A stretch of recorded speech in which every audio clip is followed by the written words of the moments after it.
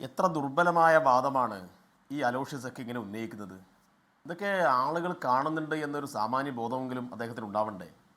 യഥാർത്ഥത്തിൽ ഇന്ന് നടത്തിയിട്ടുള്ള സമരത്തെ തള്ളിപ്പറയാൻ ആവശ്യമായ നല്ല ഔന്നത്യമാണ് യഥാർത്ഥത്തിൽ ഒരു KSU പ്രസിഡന്റ് കാണിക്കേണ്ടത്.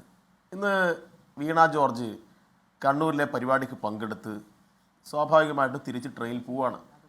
പോകുന്ന വഴിയിൽ സ്വാഭാവികമായിട്ടും പ്രകടനം വിളിച്ച് ആളുകൾ മുദ്രാവാക്യം വിളിച്ച് കരിങ്കൊടിയൊക്കെ കാണിക്കുന്നത് നമുക്കൊരു പ്രതിഷേധത്തിൻ്റെ ഭാഗമായി എടുക്കാം. ഇത് റെയിൽവേ സ്റ്റേഷനിൽ പതുങ്ങി നിന്ന് മന്ത്രിക്ക് നേരെ ചാടി വീണ് മന്ത്രിയെ ആക്രമിച്ച് കഴുത്തിന് കുത്തി പരിക്കേൽപ്പിച്ചിരിക്കുന്നു. മന്ത്രി ഇത് അത്യാസന്ന നിലയിൽ കണ്ണൂർ ജില്ലാ ആശുപത്രിയിൽ ICUവിൽ പ്രവേശിപ്പിക്കപ്പെട്ടിരിക്കുകയാണ്. എന്നിട്ട് നാണമില്ലാതെ ചർച്ചയിൽ വന്നിട്ട് മന്ത്രിയെ അടിക്കുന്ന രംഗമുണ്ടോ എന്നാണ് ചോദിക്കുന്നത്. മന്ത്രിക്ക് പിന്നെ ഒരു പരിക്കുമില്ലാതെ പോകാൻ പുറപ്പെട്ട മന്ത്രി തിരിച്ചു വന്ന് അഡ്മിറ്റായി എന്നാണോ ഈ അലോഷ്യസ് പറയുന്നത്? എല്ലാവരും കേസുകാരാണോ അലോഷ്യസ്?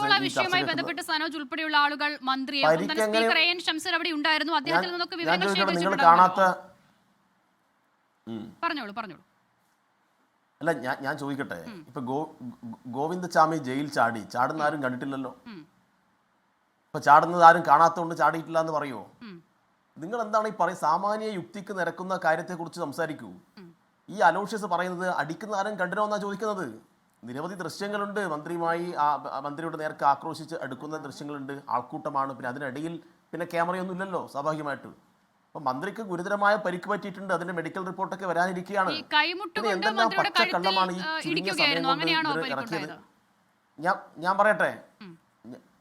ഞാൻ പറയട്ടെ, ഞാൻ ഇപ്പം ആരോഗ്യമന്ത്രിയെ സന്ദർശിച്ചാണ് ഈ ചർച്ചയിലിരിക്കുന്നത്. ആരോഗ്യമന്ത്രിയുടെ കഴുത്ത് ഒരു ഭാഗത്ത് തിരിയാൻ പറ്റാത്ത വിധത്തിൽ നല്ല പരിക്ക് ആരോഗ്യമന്ത്രിക്കുണ്ട്. മുഖ്യമന്ത്രി സന്ദർശിക്കുന്ന സന്ദർഭത്തിൽ പോലും ഒന്ന് തല ഉയർത്തി നോക്കാൻ പോലും കഴിയാത്ത വിധത്തിൽ വേദന കൊണ്ട് പുളയുന്ന ആരോഗ്യമന്ത്രിയാണ് ഞാൻ നേരിട്ട് അവിടെ കണ്ടത്. അതുകൊണ്ട് ആരോഗ്യമന്ത്രി എന്തെങ്കിലും തരത്തിൽ ഇങ്ങനെ ഒരു നാടകം കളിക്കുകയാണെന്നൊക്കെ പറഞ്ഞാൽ കോൺഗ്രസ് ഓഫീസിൽ ഇരിക്കുന്ന ആരെങ്കിലും ചിലപ്പോൾ വിശ്വസിച്ച് വരും. അതുകൊണ്ട് മെഡിക്കൽ റിപ്പോർട്ട് ഉൾപ്പെടെ വരാൻ പോവുകയാണ്. ആവശ്യമായ ചികിത്സ നടന്നുകൊണ്ടിരിക്കുകയാണ്. ഇപ്പം എന്തെല്ലാം കളവ് ഇവർ പറഞ്ഞു. ഇപ്പോൾ കോൺഗ്രസ് നേതാക്കന്മാർ കാര്യമായിട്ട് പ്രചരിപ്പിക്കുന്നത് മന്ത്രിയുടെ കൈക്ക് പരിക്ക് പറ്റിയെന്ന് ആദ്യം പറഞ്ഞു, പിന്നീട് കഴുത്തിന് പരിക്ക് പറ്റിയെന്ന് പറഞ്ഞു. ആരാണ് പറഞ്ഞത് മന്ത്രിയുടെ കൈക്ക് പരിക്ക് പറ്റിയെന്ന്? ആരെങ്കിലും പറഞ്ഞോ? മന്ത്രി പറഞ്ഞോ?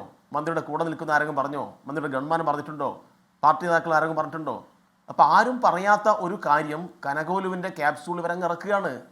എന്നിട്ട് മന്ത്രിയുടെ നേരത്തെ നിൽക്കുന്ന ഫോട്ടോ കാണിക്കുക. നേരത്തെ തന്നെ മന്ത്രിയുടെ കൈക്ക് ഒരു കറുത്ത പാടുണ്ട്.